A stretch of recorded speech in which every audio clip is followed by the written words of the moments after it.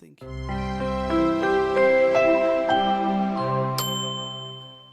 በመጀመሪያ እኔ ለእንደዚህ አይነት ብቁ ነኝ ብዬ አላስብም። እንደዚህች አይነት ጀግና ራስን ህይወት ለሰው መስጠት የቱንም ያህል ሰው የምግብ ፍላጎቱ ቢሟላ አካውንቱ ላይ ብዙ ብር ቢኖረው የህሊና ስራ ካልሰራ ባዶ ነውና ይሄንን የህሊና ስራ ስለምትሰሪ አመሰግንሻለሁ። ይሄንን ኢንተርቪው በማድረግ እኔ በጣም እድለኛ ነኝ።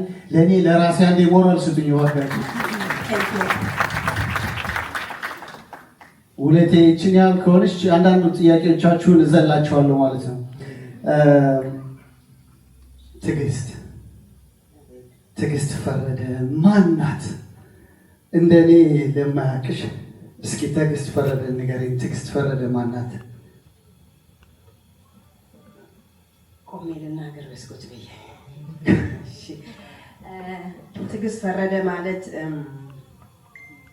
ለማታውቁኝ ማለት ነው።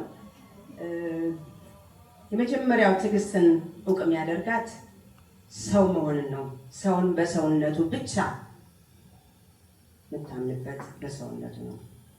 ሁለተኛው ደግሞ ንጹህ በዘር ያልተተበተበ ንጹህ ኢትዮጵያዊ ነኝ። ሶስተኛው ደግሞ ደግነትን ለተጨቆኑ ድምፅ ላጡ ሰዎች፣ ሰው አልባ ለሆኑ ሰዎች ከጎናቸው መሆን፣ ደግነትን ተላብሼ ከእሳት ላይ ክብሪት ሳይሆን ውሃ በመጨመር በልዩነት አብሮ መስራትን የማምን ትዕግስት ነኝ። እናመሰግናለን። እባክሽ ያንሳል ግን ለሶስቱም አይነት ቴንክ ዩ እናመሰግናለን። አሁን ይህን የመሰለ ትልቅ ነገር መቼም እዚህ ያለውን ሰው አይደለም ዓለም ላይ ለዓለም አርአያ መሆን የሚችል እንደ ሀገር ለሀገር ተምሳሌት መሆን የሚችል ስራ እየሰራሽልን ነው እና እንዲህ ለመስራት ራስን ለበጎ ነገር መስጠትን ከማን ወረሽው? መነሻሽ ምንድን ነው? ከማን ወረሽው ለማለት ያው መጀመሪያ ከእናት ከአባቴ ነው የመጀመሪያ ደግነትን የተወረስኩት። ከዛ ውጭ ግን የእውነት ኢትዮጵያዊት ነኝና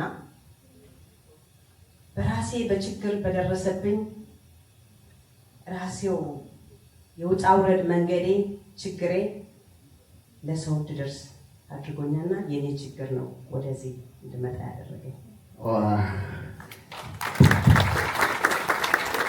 ያው ሰዎች ምቹ ሁኔታ ስናገኝ ትናንትን እንረሳለን ይባላል እና አንቺ ግን ትናንትና የመጣሽበት ዛሬ ላይ ወደ ትናንት ሻይተሽ ለነዛ ለመድረስ ስለሞከርሽ በጣም እናመሰግነው። ቴንኪው። እባካችሁን አመስግኑ።